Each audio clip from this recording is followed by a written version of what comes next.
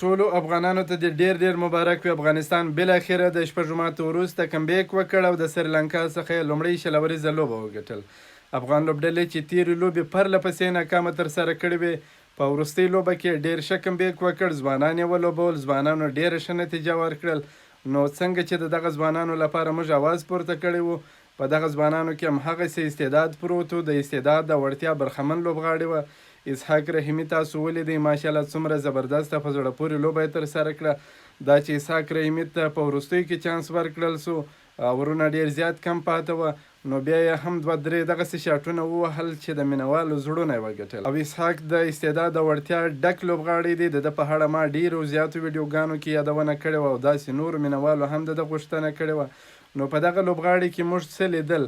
دغه لوبغاړی بې څه نه و، نو د استعداد او وړتیا څخه پوره برخمن و چې نن دا دی په خپله لومړۍ ډیبیو لوبه کې چانس ورکړل سو او زبردسته په زړه پورې چټکه توپخانه یې په وروستۍ اورونو کې ترسره کړل. په اته بالونو باندې 14 چټکې منډې جوړې کړې. که څه هم اورونه ډېر زیات کم وه، خو د لوبډلې په لوړ هدف کې مهم رول ولوبوي.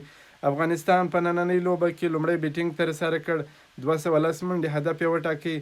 پیل ډېر ښه واخیستل سو، د رحمان الله ګربز او زازي ترمنځ بهترینه پیل واخیستل سو. رحمان الله ګربز 80 منډې جوړې کړې، زازي 45 چټکې منډې جوړې کړې.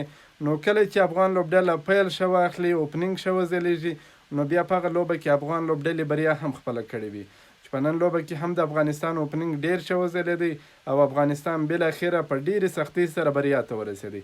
دا چې سریلانکا په پرله پسې لوبو کې پیچ د بیټسمنانو لپاره جوړ کړی و، د بیټینګ سره ډېره زیاته مرسته کول، د بالرانو سره مرسته نه کول.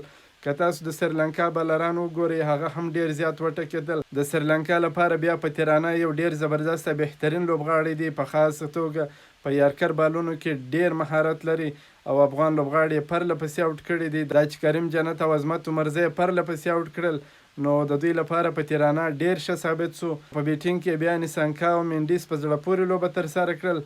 نو لوبه تر ډېره پورې د سریلانکا په لاس کې وه.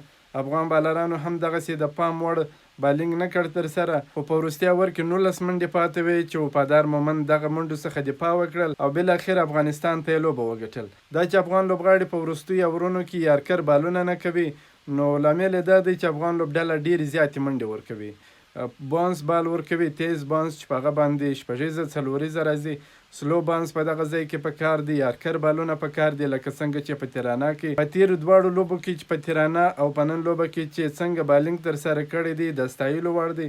په افغان لوبغاړي بیا یوازې یو یارکر ورکوي، نور نو بیا بانسونه ورکوي، شاټ پیچ ورکوي، نو هغه بیا سریلانکا شپږیزه او څلوریزه پر وهي. نو واقعا نن یوه ډېره په زړه پورې لوبه ترسره سوه، دوه اړخیزه لوبه ترسره سوه، یو اړخیزه لوبه نه ده ترسره سوې. نو که په تیرو لوبو کې هم دغسې لوبه ترسره سوې وای، واقعا افغانانو به دغه لوبډله ډېره زیاته ستایلې وای، خو تیرې لوبې یو اړخیزې ترسره سوې وې، د افغانستان بیټینګ مکمل سکوت و. نن چې لوبه ډېره په زړه پورې ترسره سوې ده، لامل یې دا دی چې ځوانانو ته چانس ورکړل سو، ځوانانو ښه نتیجه ورکړه. دا چې وفادار مومند ویکټ نه واخیستل، د وفادار مومند ترڅنګ عظمت عمرزی هم ډېر سخت وټکول سو، فرید ملک ډېر سخت وټکول سو. یعنی د بالرانو سره پیچ هیڅ مرسته نه کول، بالران ډېر زیات پر ټکېدل، د بیټسمنانو سره ډېره زیاته مرسته کول، خو بیا هم وفادار مومند په وروستي اور کې لوبه راوګرځول او بیا دې هم ټولو ته مبارک وي. په دې هیله چې دغه ځوانان مسلسل ولوبوي او که مسلسل ولوبوي، نو زه پوره باوري یم چې دغه ځوانان به ښه نتیجه ورکوي او په ډېت اورونو کې به وفادار هم ډېر ښه ثابتېږي. تاسو به د نړیوال جام پر مهال د عمان الف لوبډلې پر وړاندې وفادار مومند لیدلی وي چې په وروستي اورونو کې بهترین بالینګ ترسره کوي. او د اسحاق رحیمي شاټونه خو به تاسې لیدلی وي چې زبردسته په زړه پورې شاټونه یې وهل او په دې هیله چې د آیرلینډ پر وړاندې په لوبو کې چانس ورکړل سي او مسلسل ولوبول سي.